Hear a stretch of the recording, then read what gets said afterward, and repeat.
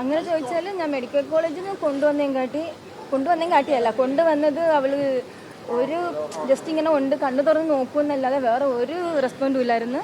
ഇവിടെ വന്ന് പഴയ മോളെ എനിക്ക് കിട്ടിയിട്ടുണ്ട്. ഇനി ഒന്ന് നടക്കുന്ന ഒരു ഇതും കൂടി മാത്രമേ ഉള്ളൂ. ബാക്കി അവൾ ഞങ്ങളെയൊക്കെ തിരിച്ചറിഞ്ഞ് ഭക്ഷണം കഴിക്കുക, അവൾക്ക് എന്ത് വേണം അവൾ പറയുന്നുണ്ട്, അവൾ ആവശ്യങ്ങളൊക്കെ അവൾ പറയുന്നുണ്ട്. പിന്നെ ഞാൻ മെഡിക്കലിൽ നിന്ന് എനിക്ക് കിട്ടുമ്പോൾ ഞാൻ കുറ്റം പറയുന്നതല്ല, പക്ഷേ എന്നോട് ഡോക്ടർമാർ പറഞ്ഞത് മിറാക്കിൾ ഉണ്ടെങ്കിൽ മാത്രമേ അവൾ രക്ഷപ്പെട്ടു വരൂ, ഇല്ലെങ്കിൽ ജീവിതകാലം മുഴുവനും കിടക്കും. അതെല്ലാവരും കണ്ടതായിരിക്കും അവളുടെ അവസ്ഥ എന്താണെന്നുള്ളത്. ഞാൻ ഇവിടെ കൊണ്ടുവന്ന് ഈ 2 മാസം കൊണ്ട് എനിക്ക് പഴയ മോളെ എനിക്ക് തിരിച്ചു കിട്ടി.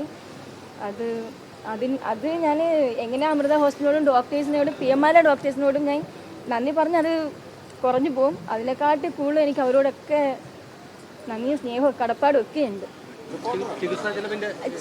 എനിക്ക് അമൃതയിൽ ഫുള്ളും ഫ്രീ ആയിരുന്നു. അമ്മേൻ്റെ കാരുണ്യം കൊണ്ടും ബാക്കി എല്ലാം കൊണ്ടും എനിക്ക് ഫ്രീ ആയിരുന്നു. ഇതുവരെയുള്ള ചിലവ് ഫുള്ളും ഫ്രീ ആയിരുന്നു. ഇനിയുള്ളത് ഞങ്ങൾ നോക്കണം. പിന്നെ ബാക്കി അങ്ങനെ എനിക്ക് ഇല്ല അങ്ങനെ നഷ്ടപരിഹാരമായിട്ട് എന്നോട് പറഞ്ഞത് ഇവിടുന്ന് ഡിസ്ചാർജ് ആയതിനു ശേഷം ഒരു അപേക്ഷ വെക്കണമെന്ന് പറഞ്ഞിട്ടുണ്ട് കോടതിയിൽ. വീട്ടിൽ ഞാനും മോനും അമ്മ പിന്നെ എൻ്റെ മോള്. ഹസ്ബൻഡ് ഞങ്ങൾ പിണക്കത്തിലാണ്, വർഷങ്ങളായത്. പിന്നെ ഇപ്പോൾ എൻ്റെ ഒരാളുടെ ചിലവുകൊണ്ട് ഞങ്ങളെല്ലാം പോയിക്കൊണ്ടിരുന്നത്. ഞാനിപ്പം ജോലി റിസൈൻ ചെയ്തിട്ട് നിൽക്കുകയാണ്. ഇനി അടുത്ത് ഈ മോളൊന്ന് ഓക്കെ ആയിട്ട് എനിക്ക് തിരിച്ച് പോകണം, എങ്കിലും ബാക്കി കാര്യം കൂടി പോകും. തീർച്ചയായിട്ടും ഉണ്ടാവും. അത് കിട്ടും എന്നൊരു പ്രതീക്ഷ ഉണ്ടായിരുന്നു. ഇപ്പം അതൊക്കെ ഏതായാലും തണുത്ത് വന്ന് തുടങ്ങി എനിക്ക്. കാരണം ആ സമയത്തും ഉണ്ടായിരുന്ന ആ ഒരു ചൂടും ബഹളമൊന്നും പിന്നെ ഞാൻ ആരുടെ ഭാഗത്തുനിന്നും കണ്ടിട്ടില്ല. ഇപ്പം തന്നെ നിങ്ങൾ മീഡിയക്കാർ പോലും, എൻ്റെ ഒരു അഭിപ്രായം ഞാൻ പറയുകയാണ്, ഈ 2 മാസം ഏതാണ്ട് 10 ദിവസത്തോളം ആയിട്ടുണ്ട് ഞാൻ ഇവിടെ വന്നിട്ട്. ഒരു മനുഷ്യനെ അന്വേഷിച്ചിട്ടില്ല ആരും എന്തായി, അല്ലെങ്കിൽ ശ്രീകുട്ടി എന്നൊരു കുട്ടിക്ക് എന്ത് പറ്റി മുൻപോട്ട്, അല്ലെങ്കിൽ അവൾ ഓക്കെ ആണോ, അവൾ രക്ഷപ്പെട്ടു, ഒന്നും ആരും പിന്നെ അന്വേഷിച്ചിട്ടില്ല. എന്നോട് ആരും തിരക്കിയിട്ടുമില്ല.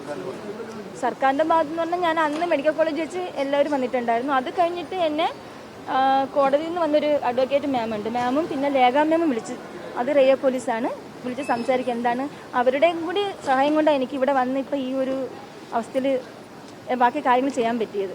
അല്ലാതെ എന്നെ ആരും വിളിച്ചിട്ടില്ല. നിയമപരമായിട്ട് ഇപ്പോൾ നിങ്ങൾക്ക് കിട്ടുന്ന നഷ്ടപരിഹാരം ഉൾപ്പെടെയുള്ള കാര്യങ്ങളുണ്ട്. സ്വാഭാവികമായിട്ട് റെസ്പോൺസിബിലിറ്റി സ്റ്റേറ്റിന് കൂടിയാണ്. അപ്പോൾ അത്തരത്തിലുള്ള ഒരു നിയമപരമായിട്ട് നിങ്ങൾക്ക് ലഭിക്കേണ്ടതായിട്ടുള്ള കാര്യങ്ങൾക്ക് വേണ്ടിയുള്ള തുടർ നടപടികൾ സ്വീകരിക്കുക ചെയ്യണം. കാരണം ഇനി അവൾക്കുള്ള ജീവിതം മുമ്പോട്ട് പോകാൻ ഒത്തിരി കാലം കിടക്കുന്നതല്ലേ. ഇപ്പോൾ എനിക്കിപ്പോൾ അവളെ ജീവിതകാലം വേണ്ടി നോക്കാൻ പറ്റുമെന്ന് പറയാൻ പറ്റില്ല, മനുഷ്യൻ്റെ അവസ്ഥയാണ്. അപ്പോൾ അവൾക്കുള്ള ആ ഒരു കാര്യങ്ങളൊക്കെ എനിക്ക് സേഫ് ആക്കണം. അതിന് ഗവൺമെൻറ്റിനോട് ചോദിക്കേണ്ടി വന്ന് ഞാൻ ചോദിക്കും.